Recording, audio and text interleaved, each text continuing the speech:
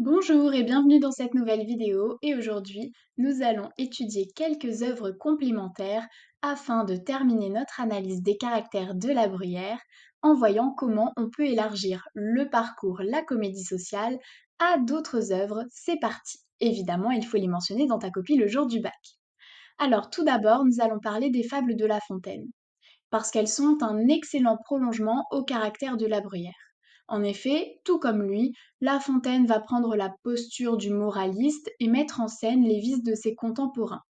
Ce que la Bruyère fait à travers des portraits, eh bien, La Fontaine va le faire à travers des apologues, c'est-à-dire de courtes histoires à visée moralisante.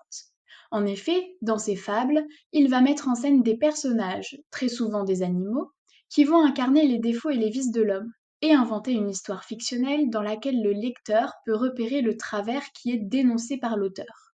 Ce travers qui est dénoncé s'accompagne donc souvent d'une sanction, afin d'avertir le lecteur quant aux conséquences de ses mauvaises actions.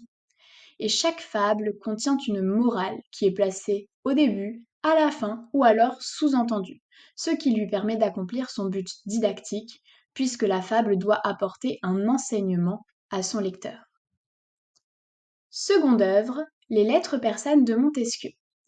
Dans ses Lettres persanes, un roman épistolaire, Montesquieu prend le point de vue d'un oriental, d'un étranger non européen, et fait semblant de découvrir l'Occident et ses coutumes à travers ce regard neuf, puisqu'en effet, il met en scène deux amis, Ouzbek et Rika, qui sont en voyage à Paris, et qui écrivent des lettres à leurs proches pour leur narrer ce périple.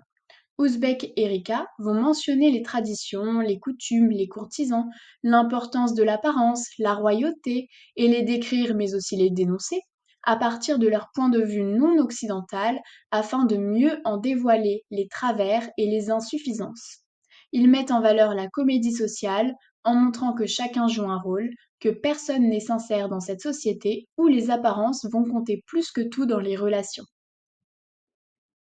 Et enfin, pour terminer, nous pouvons parler des liaisons dangereuses de Laclos.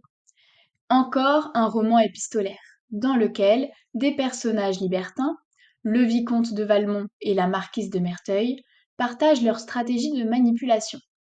Merteuil est rejeté par un de ses amants qui s'apprête à épouser la jeune Cécile de Volanges. Vexée, elle demande à Valmont de la séduire pour se venger. Mais celui-ci séduit également une autre femme, la présidente de Tourvel. Mais il tombe sous son charme, ce qui n'est pas prévu ni voulu. Il mourra dans un duel contre Danceny, un autre amant de Merteuil, mais avant de mourir, il va révéler à ce dernier la véritable nature de la marquise. Elle doit alors s'enfuir parce qu'elle est rejetée, mais elle attrape également la petite Vérole qui l'enlaidit. Ce roman est très intéressant parce qu'il met en valeur les travers de la société. Le libertinage, en effet, était en plein essor à l'époque où vivait Laclos, mais aussi la punition que les libertins subissent suite à leurs actions immorales, puisqu'en effet, Merteuil tombe malade et est rejeté, et Valmont subira la mort. Et voilà, cette vidéo est terminée, et je vous dis à très bientôt dans une nouvelle vidéo.